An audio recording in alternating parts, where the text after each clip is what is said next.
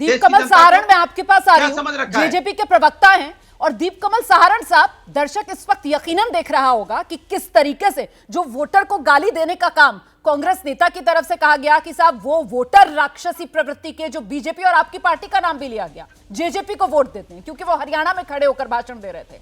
और उस सवाल के जवाब में अपने संदर्भ में सुरेंद्र राजपूत ने कहीं ना कहीं जवाब देने की कोशिश की, लेकिन समाजवादी पार्टी के प्रवक्ता तो बिल्कुल दाएं बाएं गोल घुमाते हुए नजर आए। कोई जवाब बनता नजर नहीं आ रहा है उनके पास। क्या माना जाए, ये सेल्फ गोल है विपक्ष की तरफ से और पूरा विपक्ष समझ रहा है कि कांग्रेस के नेता के जो बोल हैं वो पूरे विपक्ष के लिए, इंडिया गठबंधन के लिए भारी पड़ सकते हैं। दीप कमल बोलेंगे हरियाणा में इतनी बड़ी घटना हुई है, सिंह सुरजेवाला जी ने जी उस पे भी नहीं बोलेंगे ये। और जैसा आप कह रहे थे कि इनके नेता ऐसी सोच और ऐसी भाषा कैसे इस्तेमाल कर सकते हैं, कांग्रेस पार्टी के प्रवक्ता तो सिर्फ भारतीय जनता पार्टी और जेजेपी के नेताओं और सरकार और मतदाताओं तक नहीं, इन्होंने अखबारों को भी लपेट लिया। यानी ये कह रहे हैं कि मीडिया अगर सवाल कर रहा है और ये पूछ रहा है कि राक्षस और राक्षस प्रवृत्ति के लोग ये बात कैसे कह दी, तो ये कह रहे हैं कि हमें दिखता है कि अखबार में कुछ और मंजर है।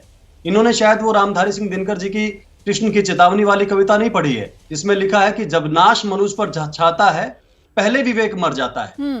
रणदीप सिंह सुरजेवाला कांग्रेस पार्टी के महासचिव और इनकी पार्टी के कम्युनिकेशन सेल के अध्यक्ष रहे कितने टाइम तक।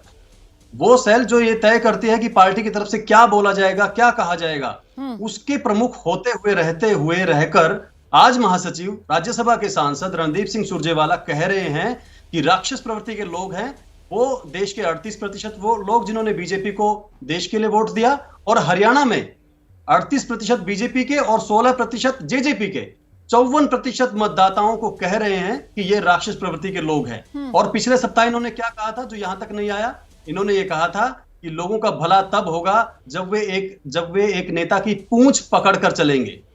रणदीप सिंह सुरजेवाला की ऐसे ही एक मंच पर पिछले सप्ताह की स्टेटमेंट है, हरियाणवी में कहा था कि पुंजड़ पकड़ लो एक नेता का तभी तुम्हारा भला होगा। जैसे रोहतक झज्जर के नेता भूपेंद्र सिंह हुड्डा का पुंजड़ पकड़ के चलते हैं, वैसे तुम लोग मेरा पकड़ लो, रणदीप सिंह सुरजेवाला का पकड़ लो।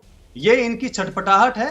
जैसा बीजेपी की प्रवक्ता बता रही थी, 2019 में जींद में विधानसभा का उपचुनाव हारे दिग्विजय सिंह चौटाला के हाथों, और फिर कैथल इनकी सीट थी, वहां से बीजेपी के उम्मीदवार के हाथों विधायक का चुनाव हारे। ठीक है, आप जो बात कह रहे हैं, मैं सुरेंद्र राजपूत जी के पास अब इस चर्चा को लेकर चल रही हूं। जैसे ही घड़ी का काटा दोपहर 2:30 पे आए, बबीता जी का दिल सास बहू साजिश के लिए मचल जाए।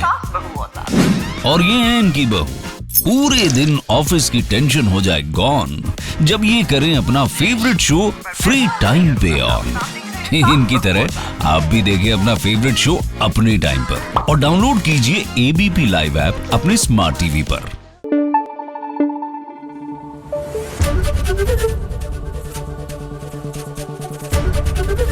एबीपी न्यूज आपको रखे आगे।